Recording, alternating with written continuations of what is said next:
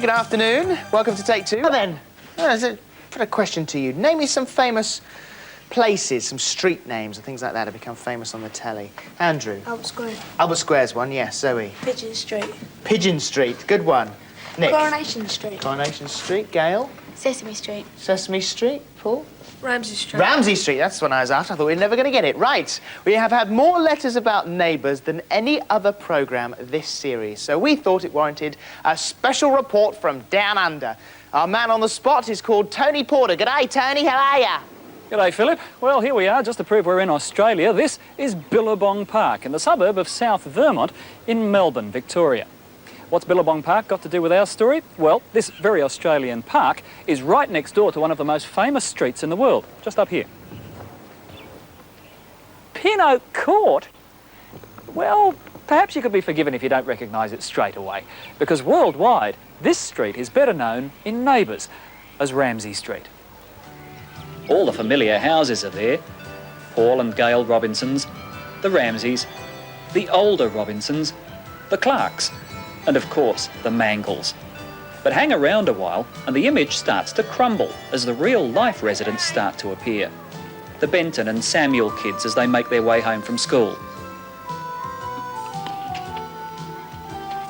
Hans Oldinger and the boys in their battered old Chrysler arriving home from soccer practice.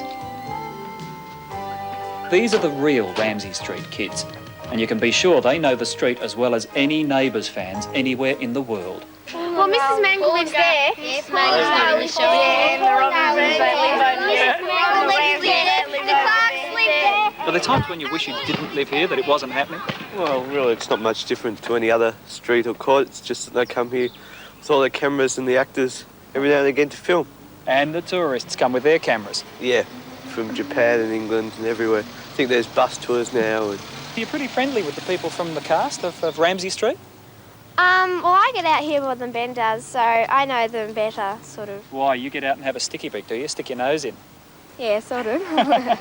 Do the kids at school treat you like stars in a way? Because you're not on the series, of course, but you live in the house. Not really, they just ask me to get their autographs and their pictures and all the time. Do you do that? Yep, and they pay me too. Really? You're making money out of this? Yes. What about you? I don't like it because whenever I want to kick the soccer ball, they're always out, so I have to play on the trampoline. Must be funny though, you see the outside of the house on TV, but when they go inside it's all different. Yeah. At first we thought that was a bit, a bit off the track. But it just seems normal. A lot of kids in England like the series because, among other things, it always seems to be sunny here. You got news for them, haven't you? Yep. They just film on the sunny days. You've got an agreement that you don't change things from the outside, is that right? That's correct. We have a contract with the with Grundy's, who produce the show, that we won't change to any degree the outside settings, such as if there was a large tree that is a feature of the garden, then we won't cut it down, or you won't paint the house. We won't paint the house a different colour. Well, with hindsight now, the series has been happening here for 5 years or so. Would you do it again? Yes, it was a novelty at first. We are now very blasé about seeing our house on television, but yes, I quite enjoy it. Oh yes, in case you're wondering, the residents do all watch Neighbours. Everybody needs good neighbours with a little understanding. You can find the perfect blend. Look at these two. Everyone's trying to figure out who's that on the television? Who was it? And up here we have our own Paul and Gail. Well, well, there we go. And now the time has come to give away 2 more fabulous Take Two sweatshirts and 2 Watchman televisions. I'll see you then. Bye-bye.